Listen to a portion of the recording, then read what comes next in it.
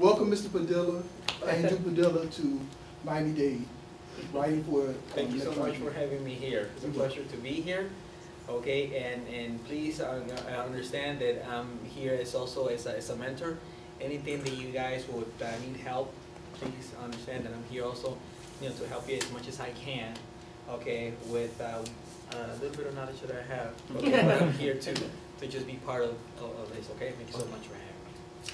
All right, so why did you become a TV producer and editor? Well, I was a mechanical engineer before.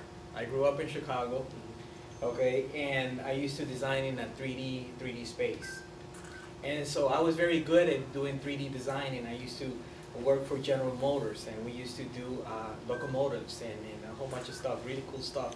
But then I began to work for a company called Tisma Machinery, and we were developing high-speed machinery.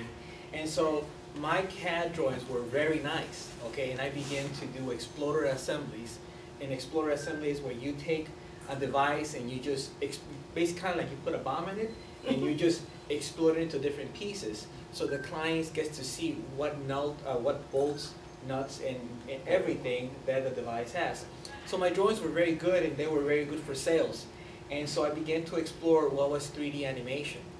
Okay, on that I decided to find out what it was. And at that time, it was a Commodore 64s. They had a specific software that you would use to animate. Lo and behold, I was a very good animator. Very good 3D artist. Okay, but as you see, you have lights here. In mechanical engineering field, you don't know anything about production. So my virtual set, which was a 3D world, didn't have lights. It didn't have, I didn't know anything about that. So my instructor says, Andrew, you're very good what you do, but you really stink in production. So you need to start taking some lighting production so that you can precisely or light up your 3D virtual set. Sorry. That tells me I'm supposed to be here. And so what I did was I began to take, lighting courses, okay? And lo and behold, what happened is that I fell in love with television, okay? And then I became a television producer. And so I said, forget about the math. Let me get into the TV world. And then I fell in love with that. So that's how come I became. And actually, I graduated again from school. So I have a double degree, and I graduated again, okay? And so the doors opened up for me. Thank God that this happened to me, and because I really love what I do. Not that I didn't love engineering, but believe me, mechanical engineering is a lot of math. All right. Well, how has your success affected your life? Well, you know what? Let me tell you that when I was in Chicago, we used to attend to some positive seminars, which I always recommend for you guys to do so. And so I got to hear some great CEOs, such as the CEO from Johnson & Johnson, the CEO from Willy Wonka, Wrigley's Gums. So, and then one of the things that they really mentioned, it was that the success of a man, you can measure that in different ways. You can either measure by how much money you have, okay, which if you achieve certain fame, or if you achieve a time where you are in peace with yourself, in peace with your family, in peace with God. This man came up to me and says, I spoke to him, and then he says, so what are the levels of success? He says, well, listen, a successful man is this: a person who understands God, a person who understands family, a person who understands, their career, okay, a person who understands their friends. Okay, if you have those values known really well within your life, you are a successful man. Okay, so that's what I hold those values, very important to my life. And those values have helped me, and actually have just propelled me to do what I want to do, because I have those points clear in my life. Very important. So now you can say, like, what are you truly proud of from this that you learned, like you said, like how God is #1, family, all those things. What can you say that you're truly proud of? Well, wow. Well, I'm proud of the family that I have. You know, at the end of the day, whether you are Steven Spielberg, whether you are all that fame, you go home. You have to go home. And the value of family and friends is the one that's going to keep you from going crazy. From going crazy, because if you think about this, you know, television production and film production, those are long hours. Okay, so you need to find a place of comfort, a place where you go home and say, I want to rest. Okay, so I am proud of my home. That's what I would say. Without it, you know, I wouldn't have peace. I wouldn't have, you know, the strive or the push to go to the next level, go to the next step, to fight for my wife, to fight for my children. Okay? Okay, and like, how did you like dedicate yourself after graduating? Because when you said you loved TV production when you started seeing on the lighting, how did you manage to keep on going? Because for me, for example, I sometimes I can't motivate myself because I have no one to motivate me to keep on. So I would say to you, what motivated you to keep on? It's funny you say that, and this is something that is going to be funny, okay? But as I was working as a mechanical engineer, and I decided to achieve my second goal, and at that time, by the way, I was not married. Very important, guys. Okay, finish school. It's important, okay? I used to work a full-time job, okay, really far from the city of Chicago. And the school where I went to is Columbia College in Chicago, downtown Chicago. So I used to travel about 35 miles one way, and my friends used to tell me, "See, where do you find the energy and the push to have that want?" Okay, and so, you know what? I felt as if a big hand was just pushing my back every time I wanted to slack, and kind of like, if your yes was your yes, let that be your yes. I mean, you have to go with this. You have no opportunity to go back. You just can't go back. And so, to find parking spaces in Chicago, downtown, is very difficult, and especially in wintertime when you have yay snow, okay? and so I used to, quick prayer, I used to say, God, man, I need a hookup. I need a homeboy hookup. And lo and behold, it would happen that there was a parking space right there waiting for me. The school was very expensive, so I had a certain amount of money that I could save for, let's say, a dinner at the college. And you guys know that it gets expensive, right? Very expensive. I say yes. My mom going like this, like you guys are younger. You say, oh, here's your, you know, sandwichito. No. It was, boom. And so that money that I was going to use for the parking space, okay, I would use that to have my dinner. So for me, the push, #1, God. And #2, the drive to finish what I had started, okay? And #3, it was that, you know what, I was in love with what I was doing. So those 3 factors really helped me to just say, you know what, let me finish up, and not just finish up with flying colors. Because if I'm this, and I'm paying for that, because you guys are paying for this, okay, eventually, I mean, there's some money coming out, you know, let this be an investment. So that's how I did it. So, what would you say your major obstacle that you were able to overcome throughout your career? Wow, my major obstacle. You know, let's say that while I was going to school, it was not an obstacle to do my homework, because you have to do what you have to do to get that homework done. You have to do your projects, you have to get them done. Okay, and understanding that those projects have to be quality A1. Okay, you just can't go back to that and say I want to do a B project. No, I want to do an A project. And if it happens that you have a B and a C project, well, you just, you know, wipe the dust okay, or like a duck, you know. And I don't care how many times you wet that duck, they just shake it off and continue going, okay. Now, in the business world, okay, you will find a lot of stumbling blocks. You're gonna find a lot of people who will say, I am better than you, or you're gonna find that maybe there are some friends of a friends who are gonna become your boss, because that's the way life is, okay? Now, how you look at life from this moment on is what's gonna make you, or is what's going to break you, right?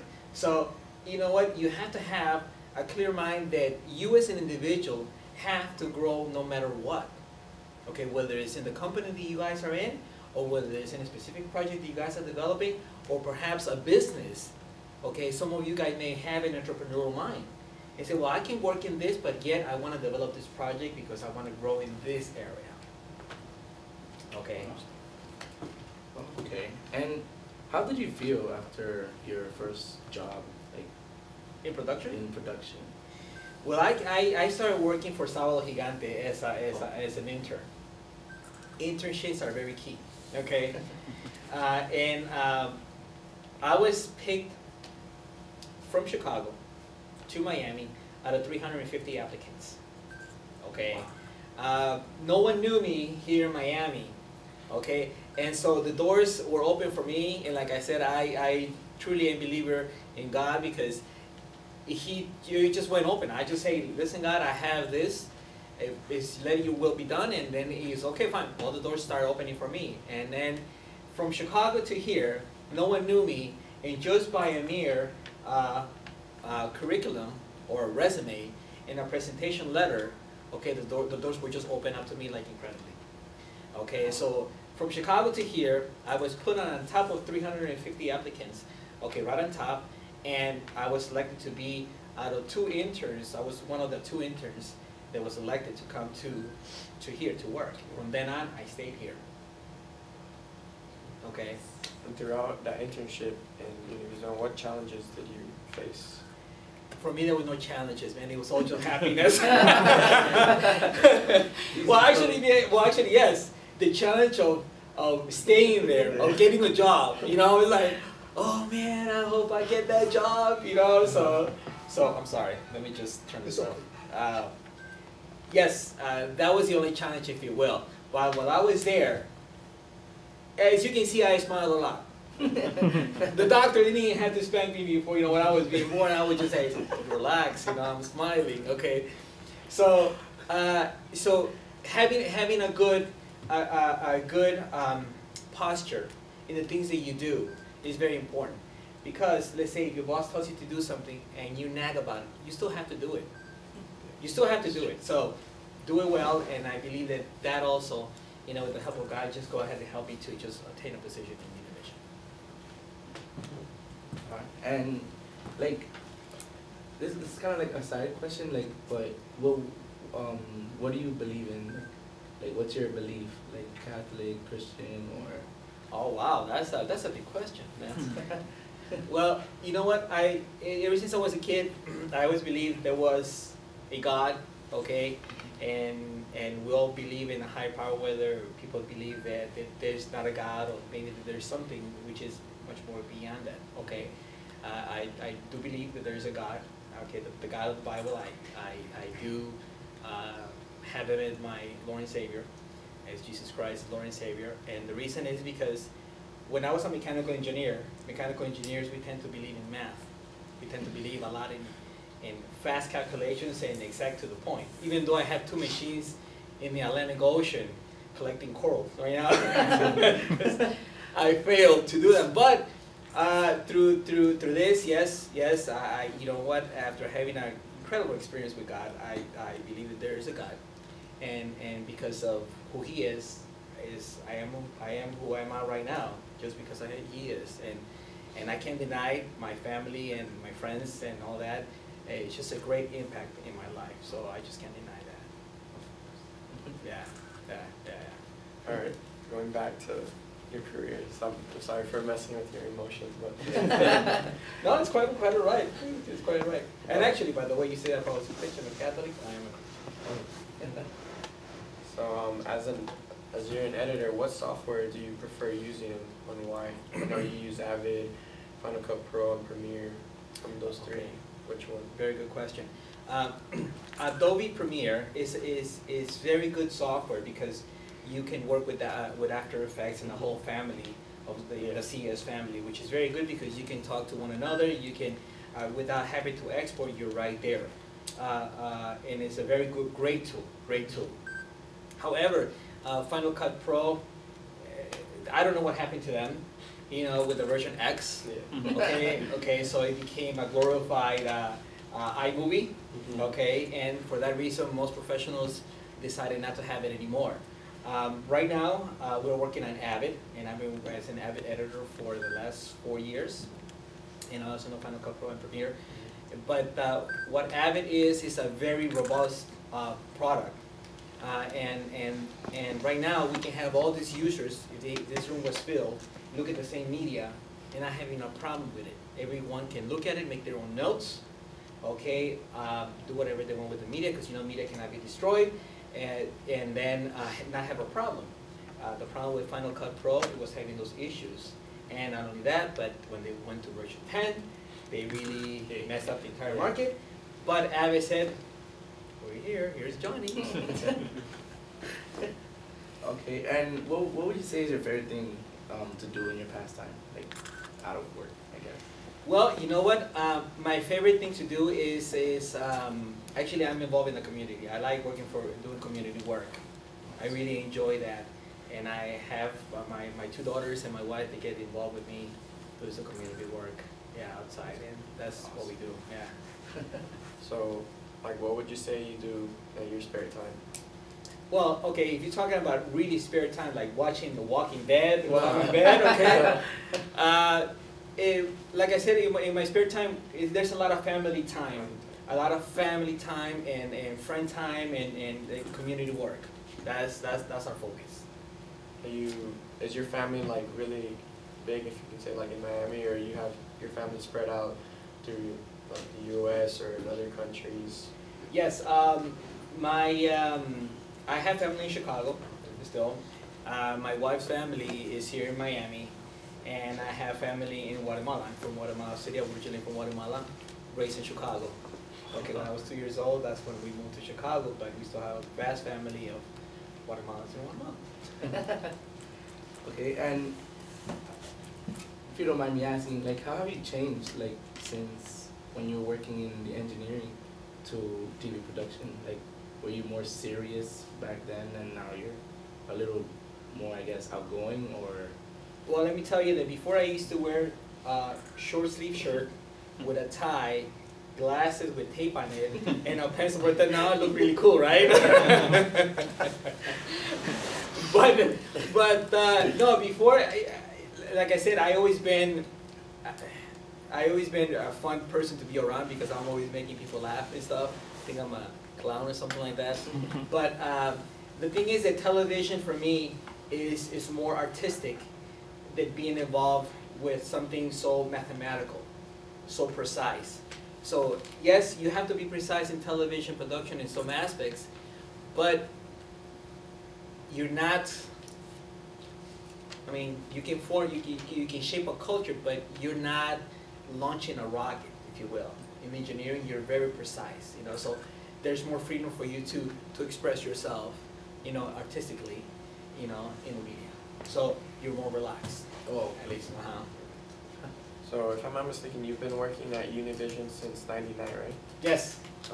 Do you see yourself working for Univision for the rest of your life, or would you ever move on to another company, or you're already thinking about retirement or anything like that? Wow, retirement. Well, you know what? Opportunities, there's always opportunities for everyone out there, okay? And if you feel, and if I feel, for instance, that the opportunity was not in Univision, and then you have to move on professionally, okay? Never burning your bridges, never doing anything that the company who you work for is going to, you're going to do something, you know, to them, because you never know, you need to go back. Right, so yeah, it's always opportunities. I'm always looking for opportunities to grow. If you're not growing in this area, well, then you need to grow someplace else. Plain and simple. Yeah. wow. Yeah. And do you feel like your your kids will follow in your footsteps? Would you feel like good if they did, or do you think that it'll be like in another direction? Well, you know what, as a professional and a father, or as a father as a professional, my job is just to educate them and to help them and to love them to they make their own choices. Okay, if they would choose to go into television, and if they're happy with that, hey, you know what, that's great, that's great. You know, if they want to do something else like underwater basket weaving, that's fine, you know, as long as they're happy, you know, if they have, if that makes a career, that's fine with me, yeah. Okay. So, how could you describe a typical day or a week in your job, like your position? Well, what I do, let me explain to you a little bit what I do. I'm what is called a predator, a producer editor. Okay, what I do is I just get the material that needs to be edited or re-edited and repackage it. Okay, obviously making my own decisions, making sure that I'm following company guidelines, very important, and the company guidelines of the other company who developed the product. Okay, coordinating a lot with standard practices to make sure that the stuff that is being aired is according to FCC rules. Okay, which is a must. And coordinating with also with quality control that we must have on the product that we air, okay?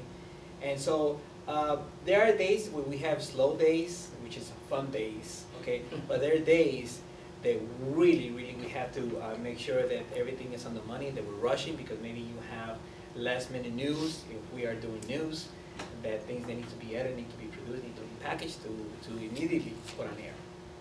So the job is a fun job. It's a fun job, and I like it. It's not for everyone, okay? But there's some stress, very stressful days, okay, where you are in the hot seat, okay. But most of the days are good days. Okay.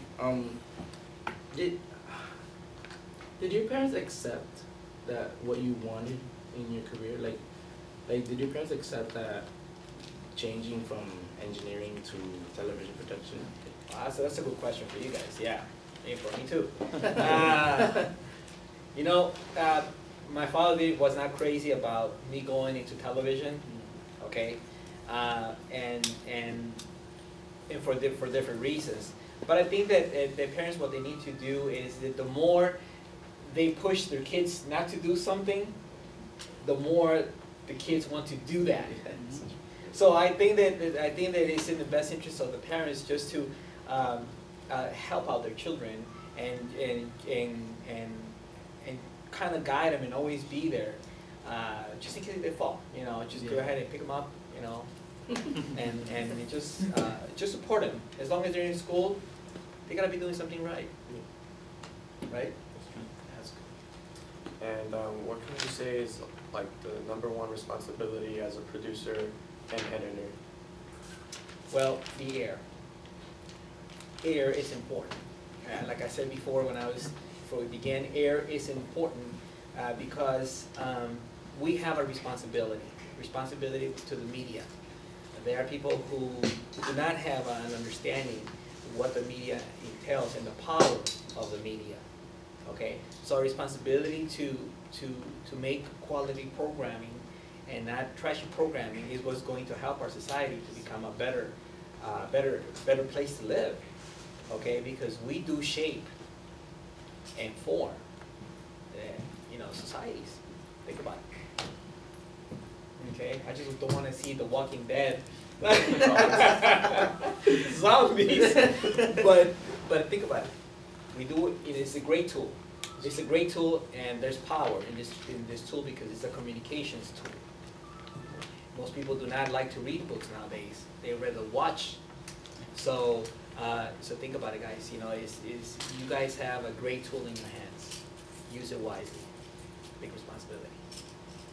Talk about responsibility. Do you think it's do you think it can affect like the way society will live tomorrow if you produce something that's incorrect or to your standards? You know what I'm saying? Like if you produce something that someone doesn't like, or that the community doesn't like, Mm. do you think that would affect tomorrow? Like, Well, you're not going to, you're not going to, how can I say it? People, not all people are going to like what you do. I mean, obviously there are standards of things that you can say, well, I know I can go so far. But if you think about it, not everyone likes The Walking Dead. Okay, people are going to have their reservations in, let's say, in The Walking Dead, if you will. Okay, I'm just taking it as an example.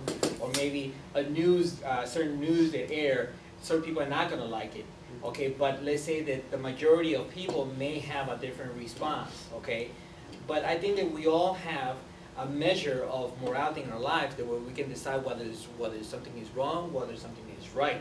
Okay, and I think that with those values, okay, we can assert whether we'll know whether we're doing a programming that is not, let's say family friendly, or you have your different ratings, and that's why you have those, because you have different levels of programming out there that people will choose according to their likings. Okay, but yes, I think that let's say for instance Star Trek, with the cell phones, we see Scotty, would beat me up, and they have their gadgets, and now we have cell phones. So does that affect society, whether what's good or bad? Sure it does.